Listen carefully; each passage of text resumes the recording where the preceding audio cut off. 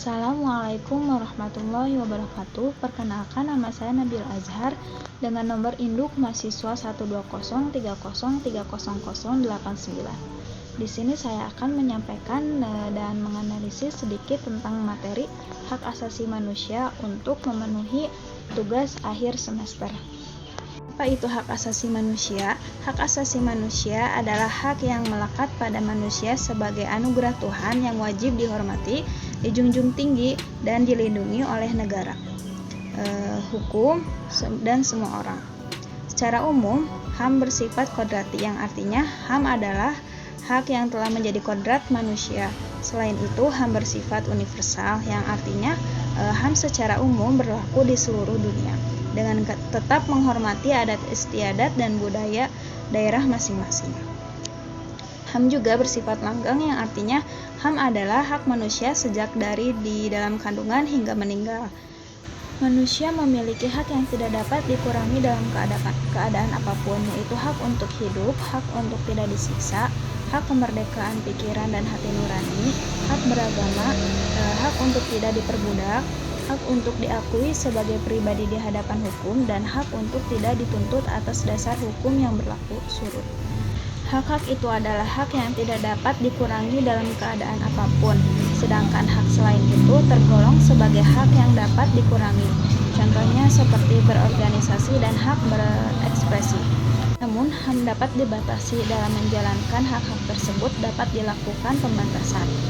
Hak seseorang dapat dibatasi oleh undang-undang, misalnya setiap orang berhak untuk memiliki tempat tinggal, namun orang lain tidak berhak untuk mengganggu dan menggusur orang lain sewenang-wenang, walaupun itu untuk membangun tempat tinggalnya sendiri. Atau pemerintah tidak berhak sewenang-wenang menggusur tempat tinggal orang lain tanpa menjalani prosedur. Untuk menjamin hak asasi manusia, negara dan pemerintah wajib untuk melindungi, menentukan, dan memenuhi hak asasi manusia. Negara dan setiap orang wajib untuk menghormati HAM, artinya tidak boleh melakukan tindakan atau mengganggu HAM orang lain. Misalnya, masyarakat yang sudah menikmati haknya untuk beribadah secara bebas tidak boleh diganggu.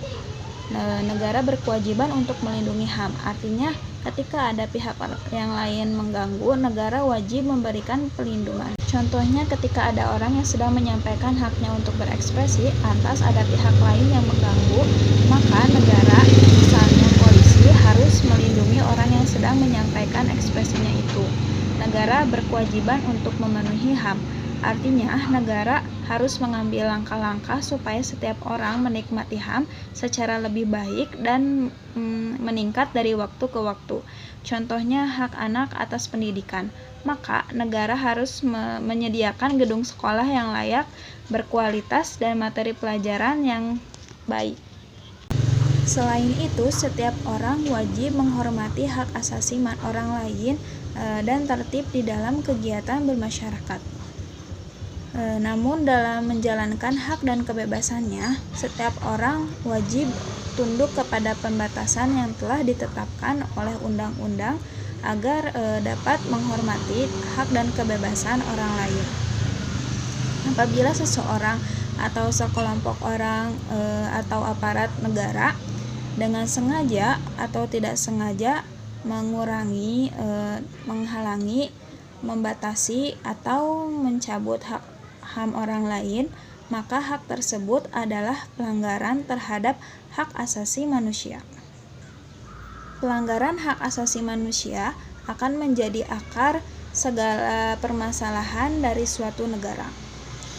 Nah, mari kita ciptakan dunia tanpa kekerasan dan diskriminasi, dan saling menghormati serta menghargai sesama manusia.